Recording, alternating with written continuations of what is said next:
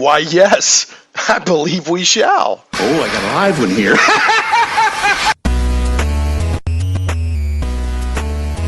Getting geeky in Little Rock.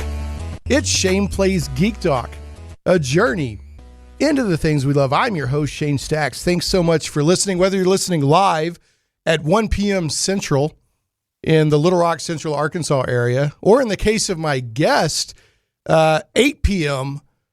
France time on September 14th, 2019. Glad to have you. And if you're listening by podcast a few days after the live show broadcast or on Krypton Radio or YouTube and any other ways the show goes out, just so glad to have you. As a reminder, it's Geek Talk Radio. So it's like talk radio you've heard about all the different topics, sports, politics, religion, you name it. How do I fix my car? But it's Geek Talk Radio. So we just have fun and we talk about geeky topics. So today I'm glad to have my guest on because they're doing something that I've wanted to see for 4 or 5 years now. And they're doing it in a very, very excellent fashion. I will introduce them here in one moment. If anybody wants to call in, today is live. You can call in at 501-823-0965, or you can tweet me. And you can tweet me whether it's during a live show or afterwards. You know, I keep a pretty close eye on my tweets. You can tweet me at Shane Plays. That's ShanePlays.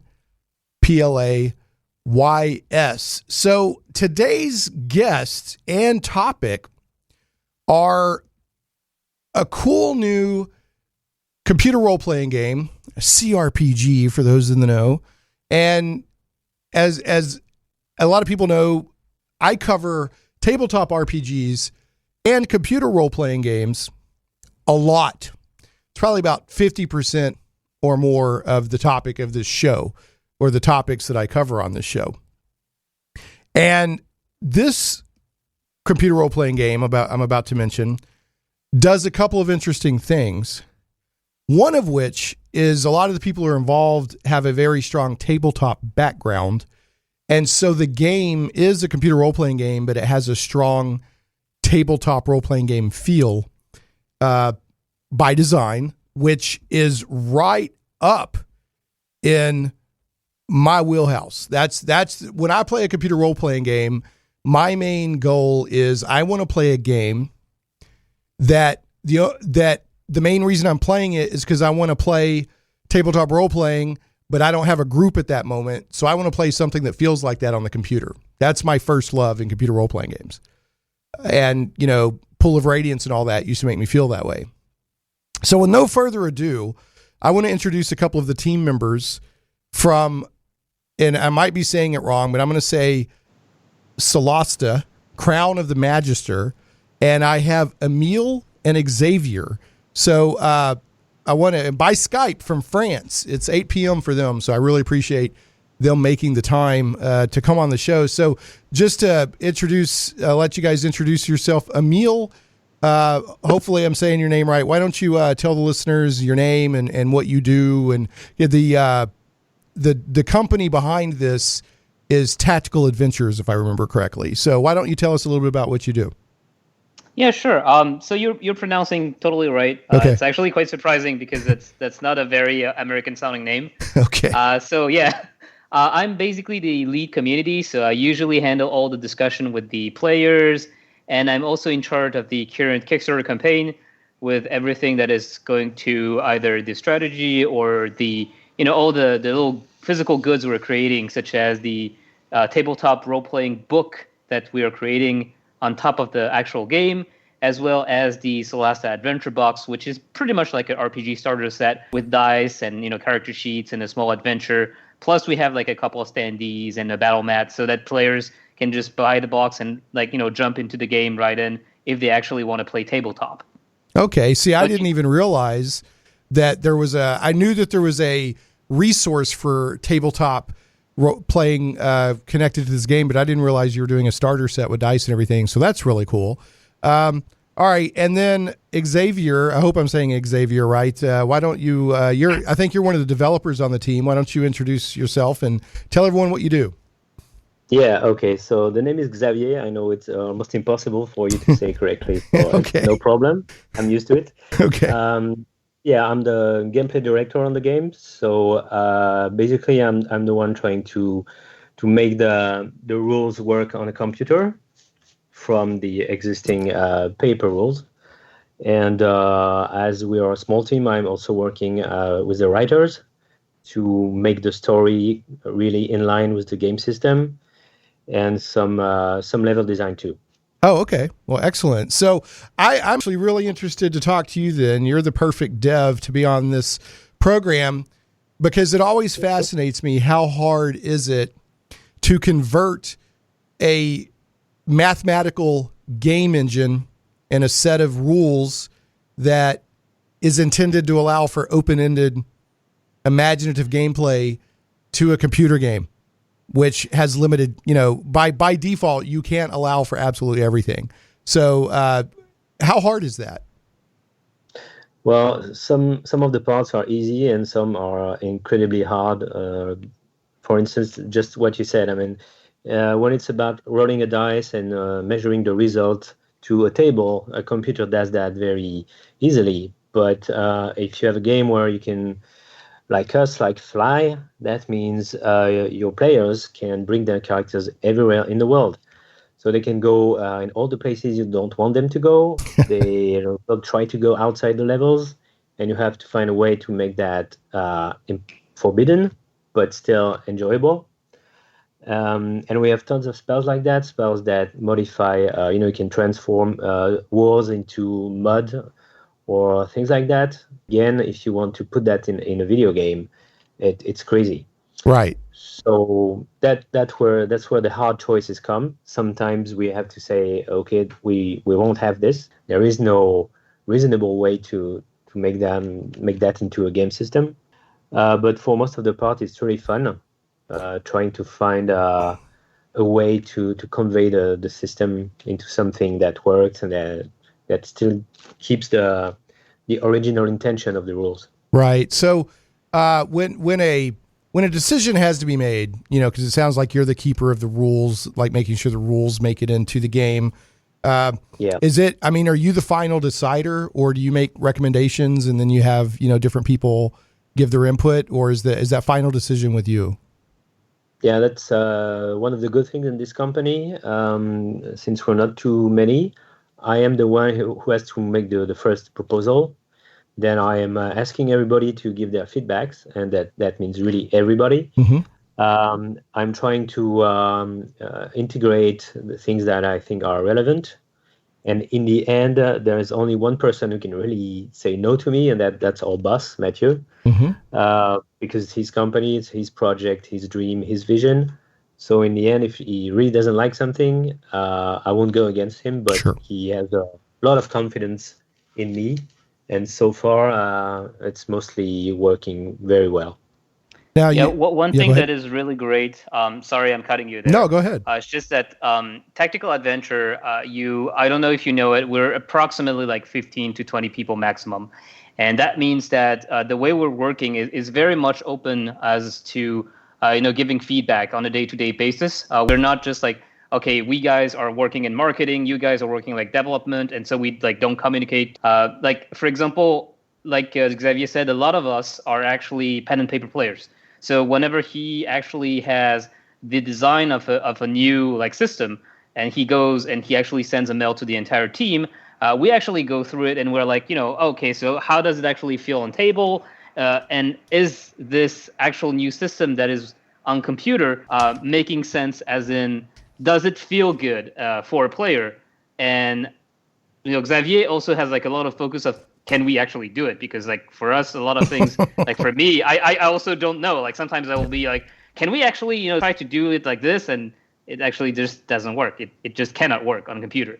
So the thing is, there's one person who can say no, which is the creative director, who is also the CEO, and that is Mathieu. But Mathieu very rarely just goes and say, no, my vision is X. Because Mathieu is very much wanting to keep it very close to the tabletop version.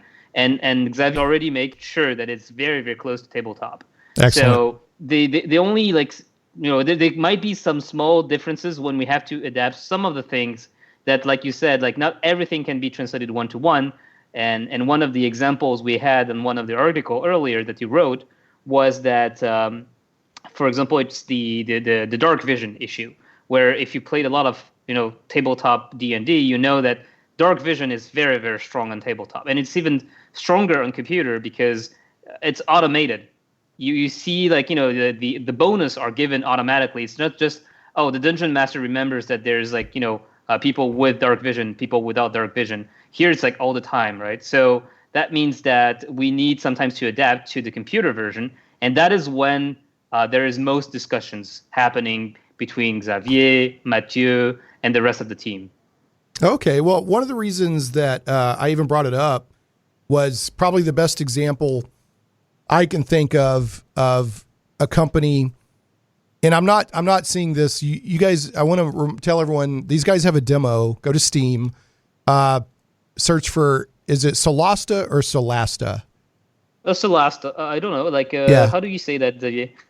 I would say Solasta, but that's the French way. So it's so you could think of it as like, so long you didn't last very long. Make another party. So Solasta, Crown of the Magister. My producer Zach has given me a very pained expression on that pun, so I apologize to anyone who may be mentally damaged from that.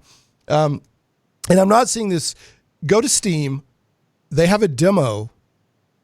They call it a pre-alpha demo, but it plays smooth and polished like a vertical slice. If you know what a vertical slice is, where a vertical slice is usually where you take like a portion of a completed game and let people play it as a demo. And it's got voice acting, it's got animation, all of the rules seem to work. It works well. It doesn't feel like playing an alpha in any sense whatsoever. But you can run around and check out this dungeon and fight spiders and orcs. And Xavier mentioned earlier about flying. One of the cool things about this game, it's of course 3D as far as the objects, but it's 3-dimensional. It's vertical in how you do the dungeon, which that's one of the extremely cool things about this game, is that you're not just thinking horizontally. You can climb up ladders, or climb down, and it's so when you're trying to clear a level of a dungeon, you've got to think about all the dimensions.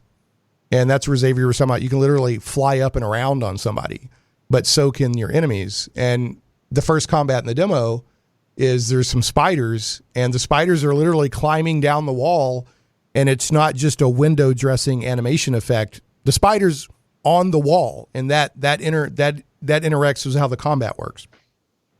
The other cool thing about this game, and then I'm going to get back to where I said my original point for bringing up the rules stuff. But the other cool thing about this game is it's an adaptation, not an adaptation, it's an implementation of the 5th edition game mechanic based on, I think, the SRD 5.1.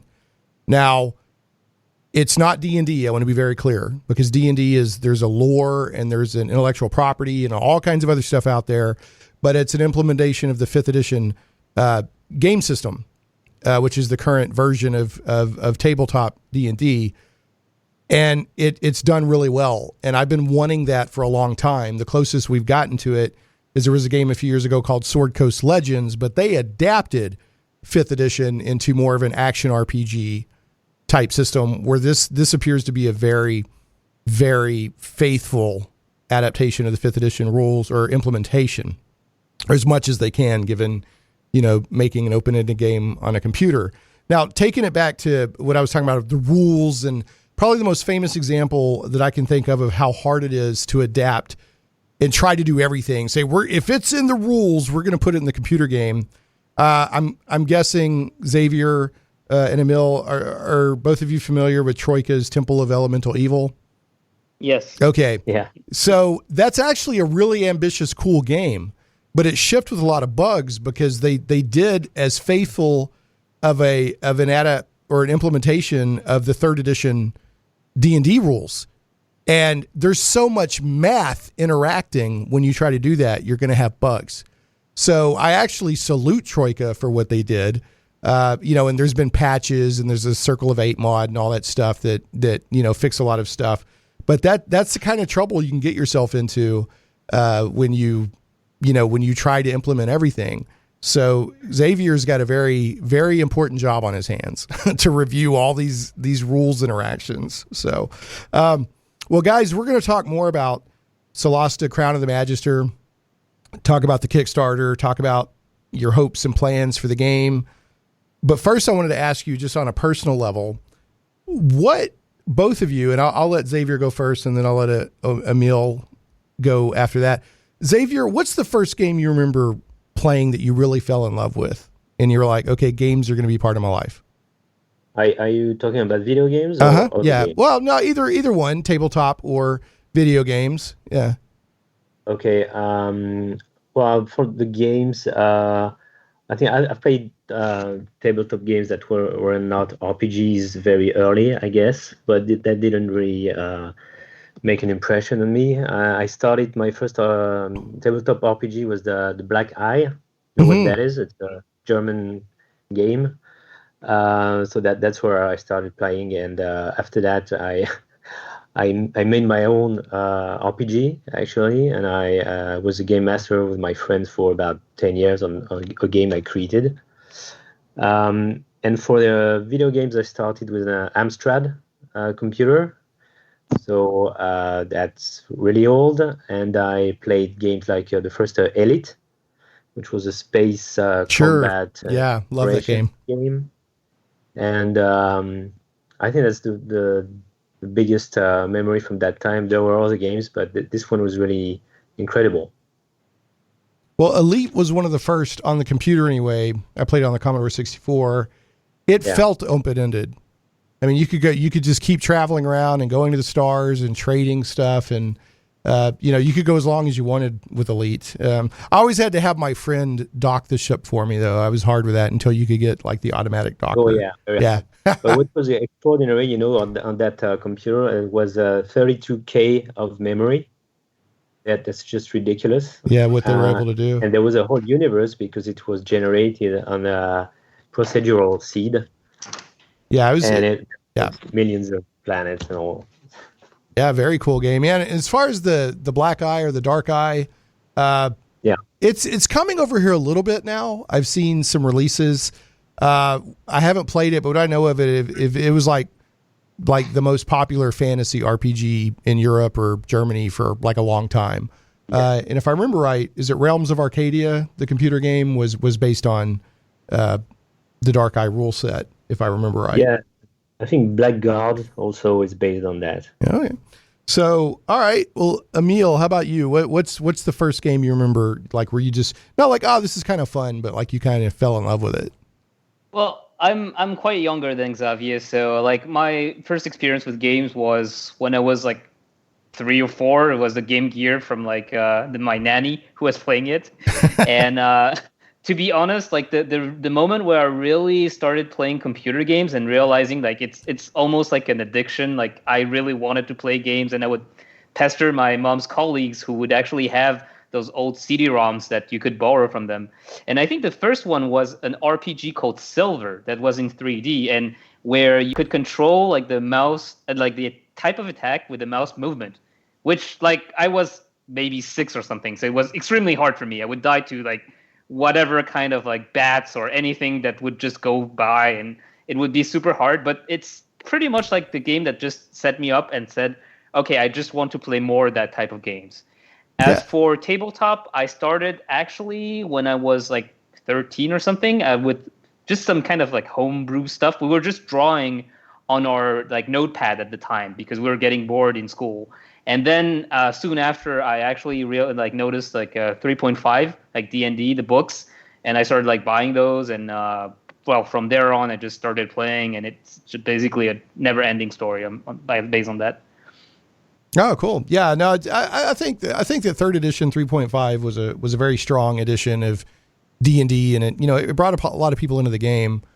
And then of course, Pathfinder took the ball and ran with it with the OGL, and basically created D&D 3.75, which is Paizo is basically made a whole business out of adapting a version of D&D. So, and of course, for people that don't know out there, Pathfinder 2 is out now. Pathfinder 2nd edition. So I don't have much experience with it, but it sounds kind of neat what I know about it. All right. So let's talk a little bit. And Emile, I'll let you take this one. If you met somebody that you knew liked either tabletop games or computer role-playing games, but you knew they didn't know anything about Solasta, what would you tell them to get them interested or intrigued by the game? So basically, Solasta, the really good thing about it is that it's one of the first game that uses 5th edition rule set, SRD 5.1, like you're saying, and that adapts it to actually like a video game that is genre that is suited for replicating the rule set. Because like you said before, we did have Sword of the Coast, but trying to adapt the rules to a single player, kind of action RPG isn't really what D&D is like, right? So here you're really controlling the party, kind of more like a XCOM style of game that allows you for strategy and turn-based combat, which is pretty much what happens on tabletop when you actually go into combat. You have initiative rolls and then turn-based combat, everyone just declare their actions, the round ends, you go to the next round. And the charm of Solasta is really that, to me, it emulates a lot what you would actually find on a tabletop game, where you have, instead of a lot of people are asking, are we going to do co-op multiplayer? And we're not going to do that for the first project, Solasta Crown of the Magister, because multiplayer, even though a lot of people would like that, it is a huge investment, and we want to first make sure that we actually make a game that is really good in single player. And then maybe for later projects, we'll do multiplayer. But here on single player, you basically control the entire party. You're basically playing the entire party yourself. So you're not creating one hero with 3 henchmen, the more recent style of CRPG that comes out, like Divinity, where you have one hero and then you have companions that are already pre-generated. Here you just can create the 4 characters. And the 4 characters have the same importance, because when you play on tabletop, it's not one guy playing the hero and 3 other guys just playing henchmen, right? So that's right, it's a traditional party-based CRPG. Exactly. Yeah. Exactly. Right. No, and then that's great. There's now I'm speaking subjectively, my opinion. There's nothing at all wrong whatsoever with action RPGs or CRPGs that are co-op, or Neverwinter Nights, where you have your main hero and you have one companion following you around or something. There's nothing wrong with that. In fact, one of my favorite games of all time is the original Knights of the Old Republic, and that's where you had a main character and then you had companions. But what really scratches my itch usually is this. You give me and there's plenty of people out there that want this. Give me a single player, party-based, tactical. And these next words I'm about to speak are hallowed. They are light is going to shine down from the heavens. Turn-based CRPG. So Exactly. you guys are hitting every button on my sweet spot. And there's other people like me out there. Yeah, you mentioned Temple of Element of Evil, and that's one of the game I really loved back then. And I do believe it's kind of this feeling we want to give as well. It's you play the party, you explore dungeons. It's very much strategy, tactical gameplay, and you have to think about your actions. And it's just, since it's turn based, you can really take your time to think about it. You don't have to pause every 5 seconds because oh crap, my turn, this character just for some reason didn't take the right action, and he switches target to someone else because his target's already dead. And then you're like, what are you doing? Why are you over there? Yeah, yeah, I know. And wasting spell slots and all that kind of thing. And they're fun. I mean, Baldur's Gate 1 and 2 and the stuff that they're excellent. Beamdog, they're a beloved, people love those games. So it can work, but real time with pause has never been my preferred method of combat in an RPG, because like I said, or a CRPG, because I want it as close to a tabletop experience as I can get. But again, this is subjective, and I've played a lot of stuff that's real time with pause that is a great game, but the combat just doesn't feel like tabletop to me. So, Xavier, what do you can you guys talk yet about how many final classes and races you're going to have in the game? Not really. Okay. Well, no, Zach's looking at me. The game's still under development, so they can't. A lot of times they can't share stuff. So just to add to that part of the discussion, right now, as of September 18th, there's been a poll going on the Kickstarter the past couple of days on whether people want the Paladin or the Ranger as the next additional class. So as stretch goals are hit, money is raised and that sort of thing, more classes and gameplay options are being added. Well, which classes and races do we definitely know are in? I'll change the question. Well, we have those that are in the demo: the fighter, cleric, wizard, and rogue. And we have already 3 archetypes per class. So you can specialize your class. And so far, that's all we are 100% sure to have. We have the means to do more. But the question is, can we really invest on having more content rather than making better content? And that's the balance we have to find. Go ahead. Yeah. No, go ahead. That's also like the reason we're doing the Kickstarter is to actually help make more content, because like Xavier said, like we have a limited budget and we have like limited time. So what we do is, at the moment, we're sure to publish the game with 4 classes, the one that he went through, and 4 races, which are the usual human, dwarf, halfling, and elf, each with 2 sub-races, except for human. Human just have humans. We don't have like human variants. And on top of that, basically, the Kickstarter is here to probably add more classes. So we do have quite a few in the pipeline that we're thinking about, and that will definitely come online when we actually reach the goal. Okay, and for me, that's fine. Because I just playing the demo, I was having a darn good time.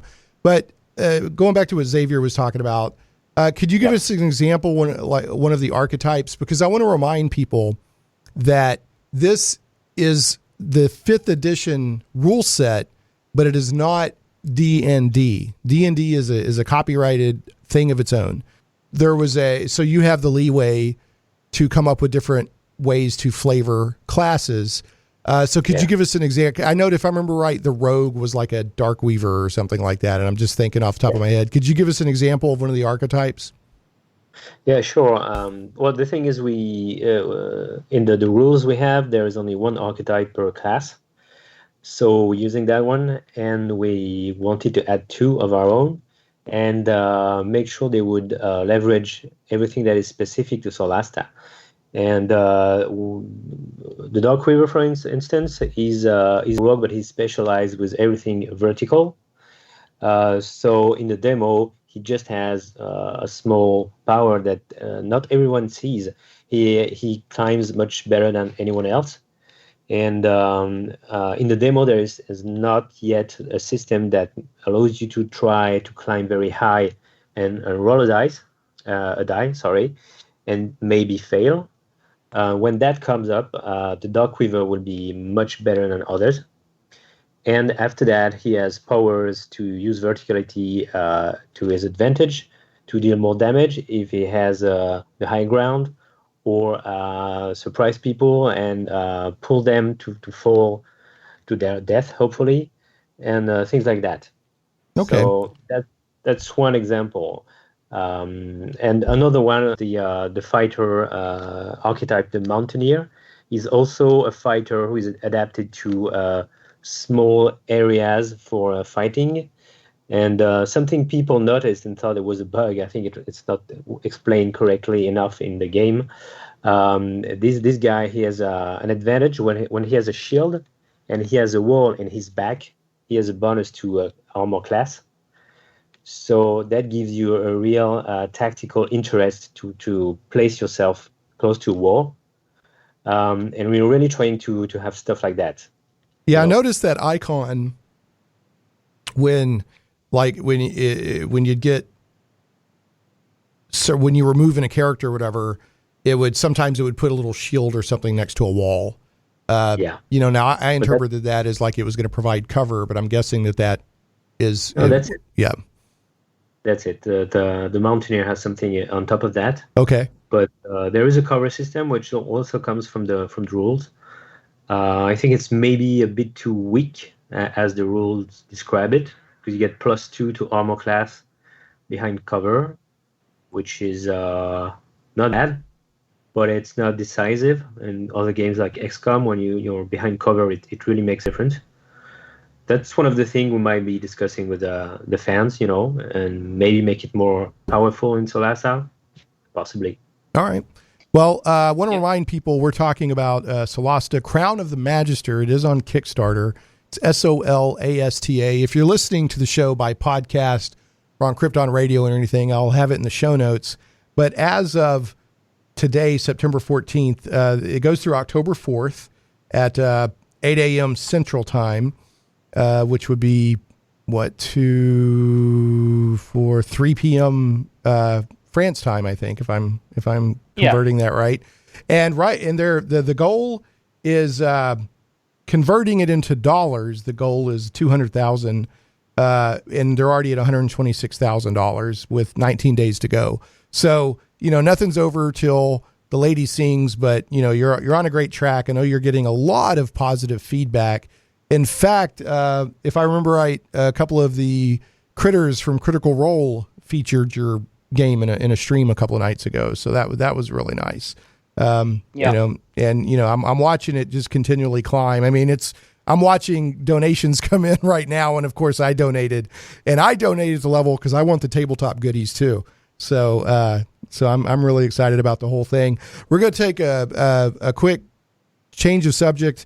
I've got to do some show notes and talk with my engineer Zach real quick. And then we'll take a break, and when we come back, we'll get more into the game itself. And, obviously I'm asking questions and anything, but feel free to introduce anything you want into the conversation that you want to make sure, people would want to know about this game. And I just want to, stress again, the reason I'm personally excited about it, it's a great looking computer role-playing game.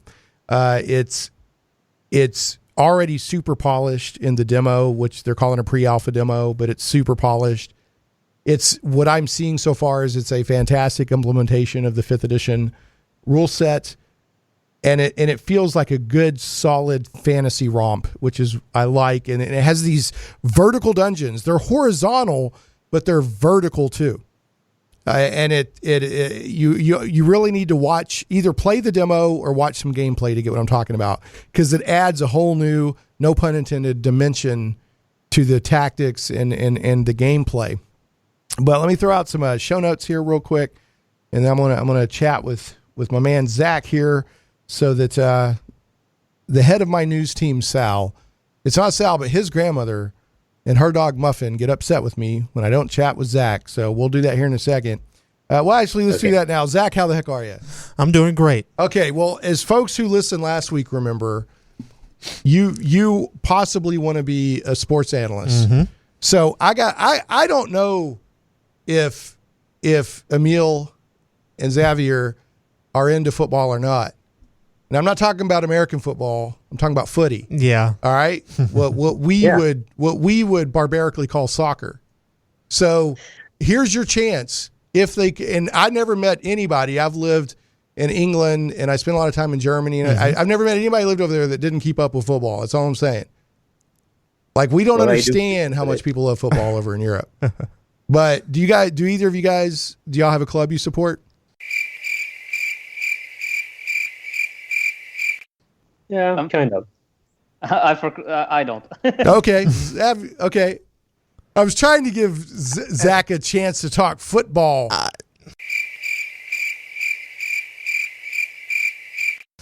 No. Go ahead. No.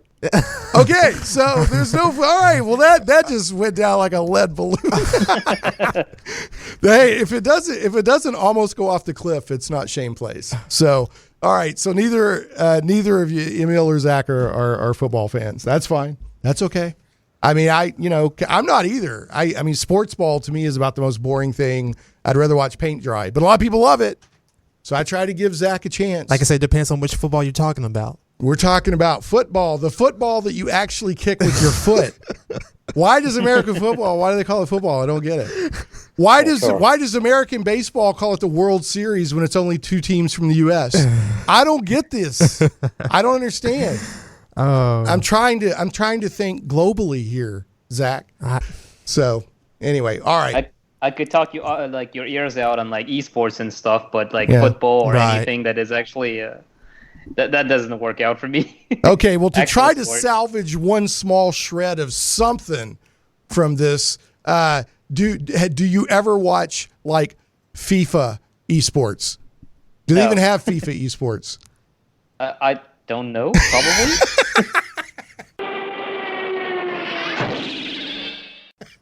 Okay, moving right along.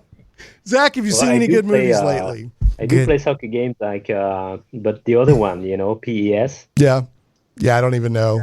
All I know is. Well, there are basically 2 football games, and there's a war between the two teams. There's the FIFA fans and the PS fan. All right. Okay.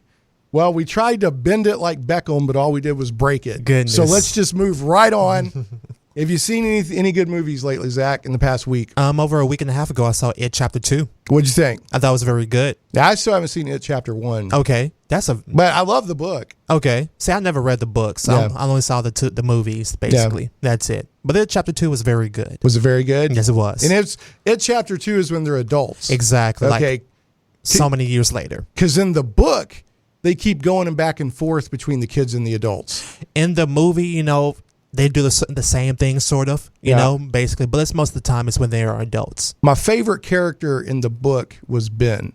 Okay. I like Ben, the guy that grew up to be an architect. Really? Yeah. Oh, okay. That was my favorite character in the book. Okay. And then my second favorite was probably Stuttering Bill.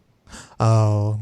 Yeah. Mm-hmm. Okay. All right. So did you have a favorite character? I really don't. I just love them all. You love them all? I love all. You love Pennywise?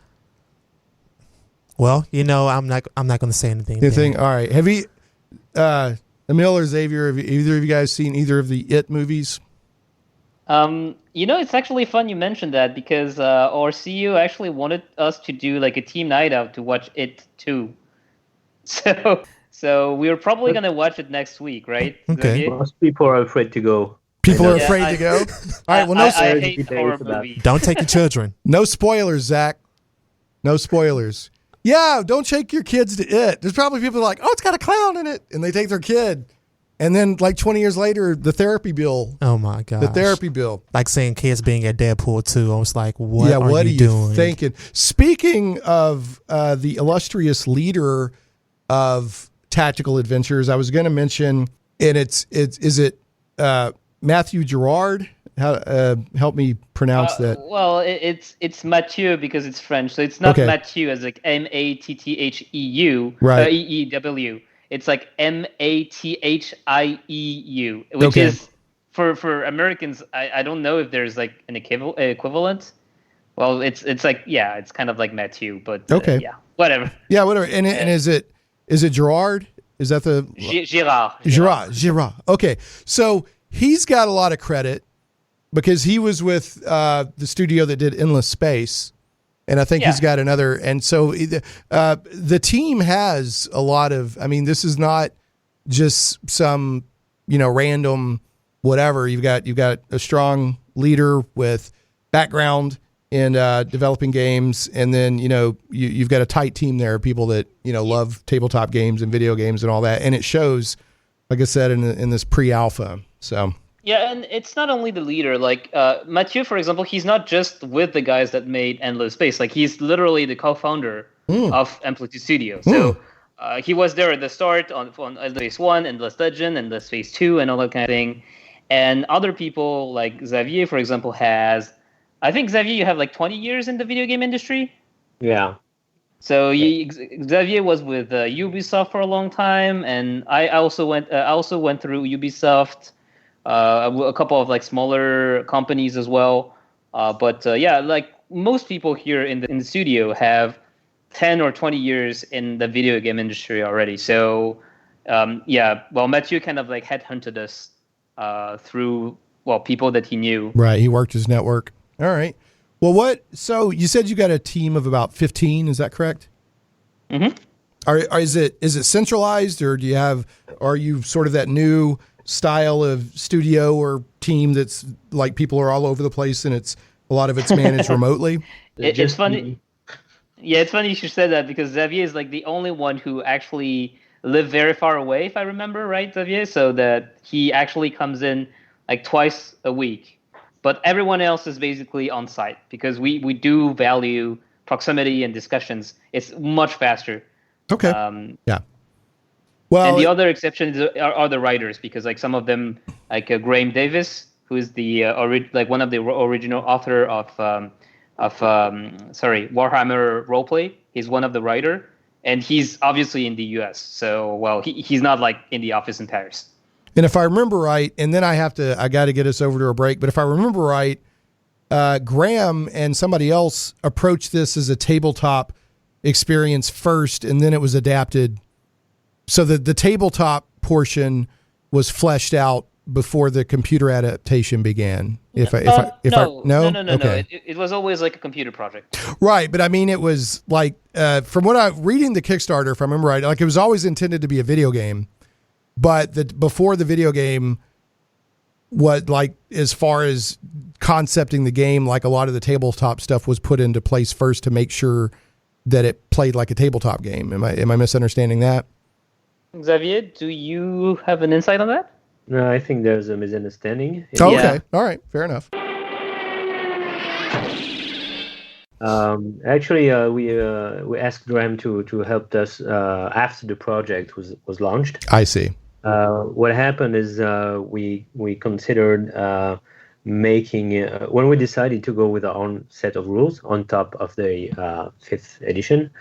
We thought it would be nice to have it on paper to let people play with it. And obviously, Graham was very enthusiastic with that, and he's working on that rule book we're making, so that everybody could enjoy what we've created for Solasta on tabletop. But that really came after.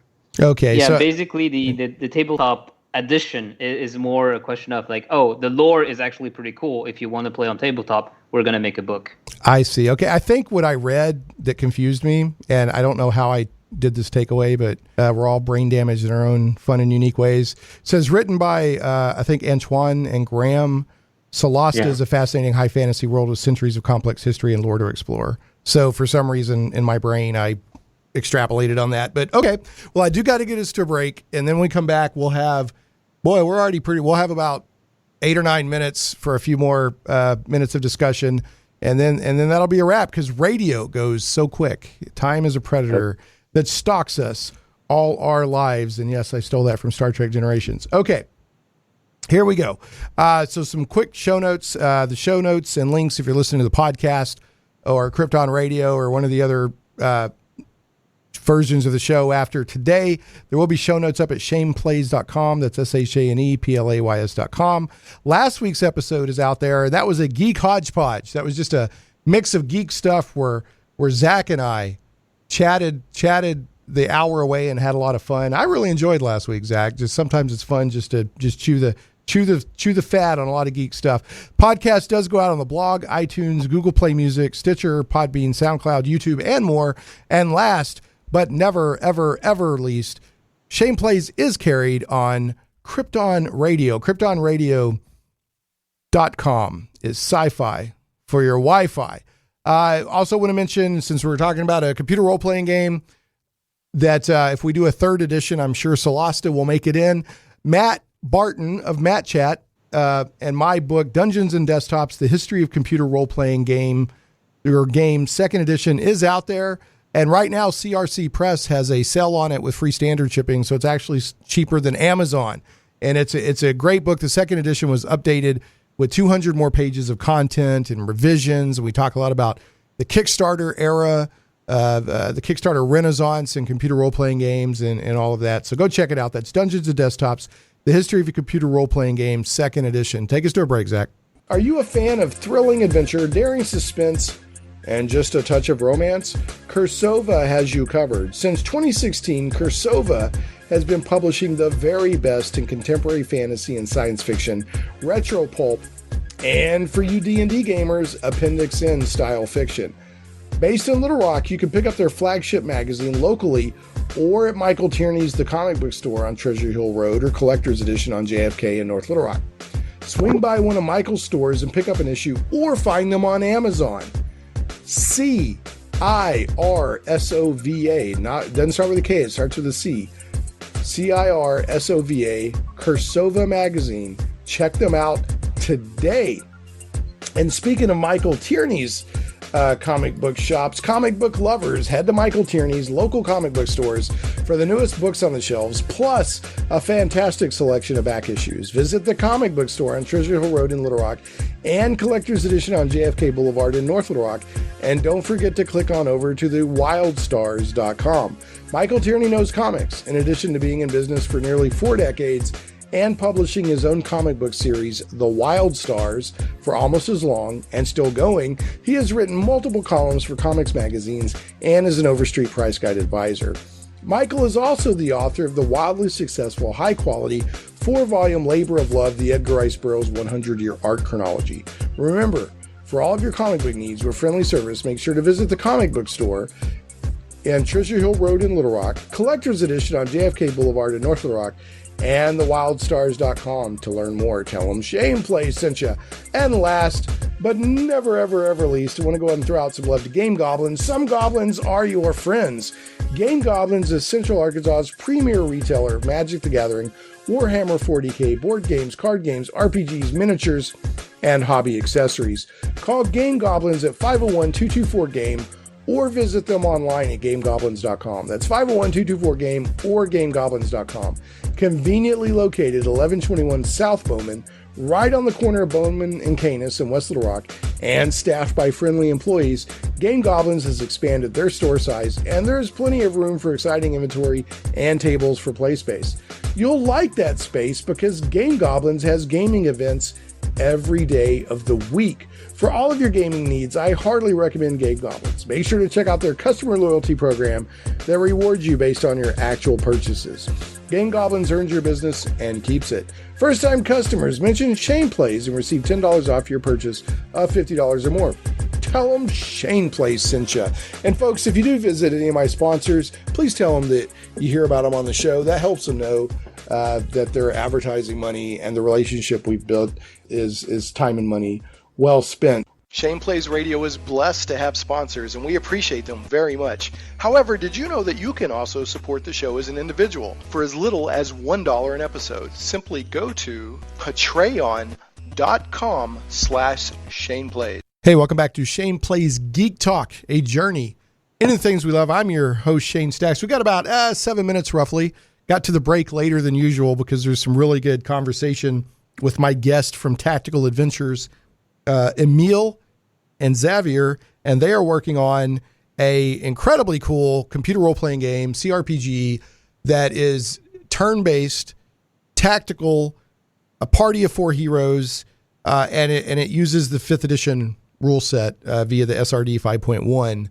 So I want to get through some of this stuff really quick. And now these next 2 questions I'm going to ask, the answer is going to be we don't know or we can't say. But I have to ask them anyway, or otherwise people will say, why didn't you ask these questions? Emile, how much do you have I know I see the numbers on Kickstarter. Okay, so I know that what it costs to get it off Kickstarter. But once the game gets out there and it's just, on Steam or whatever, do y'all have a price in mind? So at the moment, it's not really decided fully. Usually one thing that can be sure is that during Kickstarter, we price it lower because, of course, if you back sooner, it's a probably kind of a leap of faith, right? So we want people to still feel like if they support us on Kickstarter, they get the game for like a little bit cheaper. And one thing that is kind of related to the question is we know that nowadays there's a lot of people who are kind of wary about Kickstarter because there's a lot of games that just don't come out after having a successful Kickstarter. And one thing I want to mention that is actually in the description of a Kickstarter, so it's not something that is hidden, is that we already have the funds to make a game. So Kickstarter is here to actually expand on the content of the game. It's like for people who actually show their support and say, actually, we want the game. We want to support the game. We want it to be even better. So the game, regardless, will come out. So that is already something that you can be a little bit less worried about. And another thing that we wanted to say on that is also that we're not going to go exclusive on Epic because that's also one of the other issues that people nowadays have a little bit of fear when it comes to Kickstarter. Well, there's also, I mean, the demo's on Steam and the game is listed on Steam. So yeah, but you know, people might not know that. Go to Steam right now, folks, and get the demo. I mean, it's free. Yeah, if you like computer role-playing games, you're going to be blown away. The other thing is I'm seeing that the estimated delivery on the Kickstarter pledge levels is January 2021, which would be about 1.25 years from now. How estimated is that delivery date? That's actually, I should say, fairly accurate. One of the things that we have a lot of strength on is, like I said, the team is very experienced. And that means we don't only have creative. That's one of the issues like small, younger studios have is they have great ideas and they wanted to, like, you know, change the world, have a great game. And that's all to their credit. But they don't invest in hiring a very good project manager. And we have like such a project manager with also 10 years of experience working in big industry. Like, you know, she went through Ubisoft. She also worked for, I think, I forgot the name, like the guys who make Hitman. Right, yeah. Square Enix, I think. Right. So, you know, she has a lot of experience and she already mapped the entire project so that we know, okay, January 2021 is the goal. And we have all the steps that are really, really, you know, clear. So we know where we're going and we know like where we should be at every single step. All right. So I've just got a couple of minutes here, but yeah, it sounds like that. I've got 3 minutes. It sounds like that if project manager was a class, her archetype is scope creep smiter, because every project scope creep gets you. Wouldn't it be cool if we could? Okay. So I got a couple of questions for Xavier. Yeah. What can you share what engine the game's being built in? Well, we're using Unity, and it's the game engine itself, the software. It's developed by us. Okay, so actually, you got it. Matt just started it. Okay, he did the architecture of the project. It was already a very strong statement, the way he's been making the game by himself, so that it would be easy for us to implement rules and add classes and races and stuff like that. That's why I said we can do it. Right, just need the budget engineered and time, so that is possible. Okay. So yeah. Well, that's cool. So it's using Unity, but a custom tool on top of that. Now, did you find, and I've got to make this answer quick, I apologize, but did you find that 5e's advantage, disadvantage mechanic, does that make making a game like this easier because you're not having to deal with 8 billion different modifiers? Because we're using Unity? Yeah. Or I think actually it was my first project with Unity. But from what I'm seeing is pretty well adapted to this kind of game. Okay. I mostly made games with engines made for shooters and action games. And when you try and do an RPG or something with an engine like that is known to produce very good graphics, but the engine under the hood is not at all structured for that, it's maybe not the best choice. Okay, yeah, because one of the things that I like running 5e as a DM is that you had to keep up with, well, I've got 5 plus modifiers and I have 3 negative modifiers, and advantage and disadvantage is just streamlines so much of that, without making it like rules light or anything like that. Okay, guys, I got to wrap us up. Folks, it's Solasta, Crown of the Magister. Thanks so much to Emile and Xavier from the Tactical Adventures team for making themselves available on their Saturday evening in France. Guys, I have to do this to you. I have a tradition. I always end the show with a bad joke of the week. So if you take mental damages from this, my lawyer will make it so I can't be found. Okay, here we go. No problem. Why shouldn't you write with a broken pencil? I guess I won't find this one. Yeah, because it's pointless. Oh, That's the correct response. It's supposed to make you groan a little bit. Guys, it's been a pleasure. I've already supported your Kickstarter. Thank you. And I'm really looking forward to the full game, and enjoy the rest of your weekend. Folks, we'll catch you next week on Shane Plays. The Greece moment is a moment that I will never ever forget. You know, it's one of the first times that in a game and after the game I've actually been really tearful, you know, because I think it was such an emotional goal and such an emotional occasion.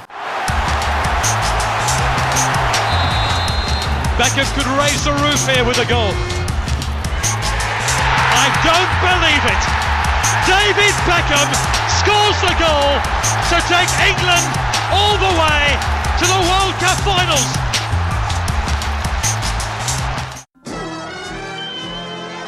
Shane Plays Radio is blessed to have sponsors, and we appreciate them very much. However, did you know that you can also support the show as an individual for as little as $1 an episode? Simply go to patreon.com/ShanePlays.